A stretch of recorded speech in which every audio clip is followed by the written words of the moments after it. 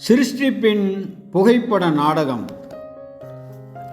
வேத வாக்கியங்களில் உலகத்தின் முடிவு எனும் வார்த்தைகள் அடிக்கடி பயன்படுத்தப்படுகின்றன. ஜலப்பிரளயத்தில் உலகம் அழிந்தது என்று பரிசுத்த பேதுரு கூறுகிறார். அப்போது இந்த பூமியானது முடிவுக்கு வராமல் மாறாக ஜலப்பிரளயத்திற்கு முன்பிருந்த ஒழுங்குமுறைகளே அங்கு முடிவுக்கு வந்தன. அடுத்து அங்கு புதிய உலகம் ஒன்று, புதிய ஒழுங்குமுறையொன்று அறிமுகப்படுத்தப்பட்டது. இந்த கருத்து நுட்பமான கிரேக்க மொழிபெயர்ப்புடன் மிக சரியாக பொருந்துகிறது.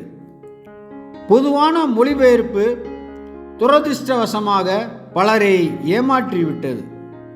உலகத்தின் முடிவு என்றில்லாமல் மாறாக யுகத்தின் முடிவு என்று நாம் வாசிப்பதே சால சிறந்தது.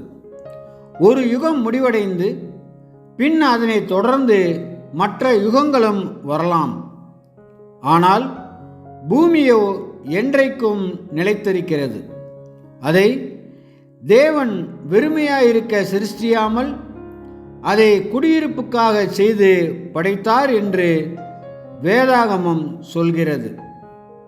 இந்த வார்த்தையின் சரியான அர்த்தத்தில் பார்த்தால் இப்பூமியின் எல்லா இடங்களுமே வாழக்கூடியதாக இருந்ததாகவோ அல்லது அதன் எல்லா இடங்களும் குடியமர்த்தப்பட்டதாகவோ ஒருபோதும் இருந்தது இல்லை. மேசியா ராஜ்யத்தின் பணிகள் பிதாவின் பாதப்படியை மகிமைப்படுத்துவதற்காகவும் அதனை அவருடைய தயவிற்குள் சீர்படுத்தப்பட்டவர்களுக்கு ஏற்றதாக மாற்றுவதற்காகவுமே இருக்கும்.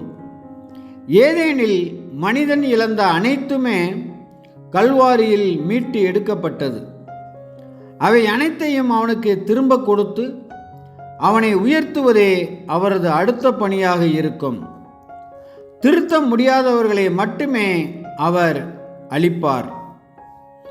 நோவா மற்றும் அவரது குடும்பத்தாரை கொண்டு துவங்கப்பட்ட புதிய ஒழுங்குமுறையில் மனுக்குலம் தங்களுடைய சொந்த வழியில் நடக்கவும் எல்லை மீறின நிகழ்வுகள் தவிர மற்றபடிக்கு தெய்வீக குறுக்கீடு இல்லாமல் தங்களுடைய சொந்த திட்டங்களை செயல்படுத்தவும் தேவன் அனுமதித்தார்.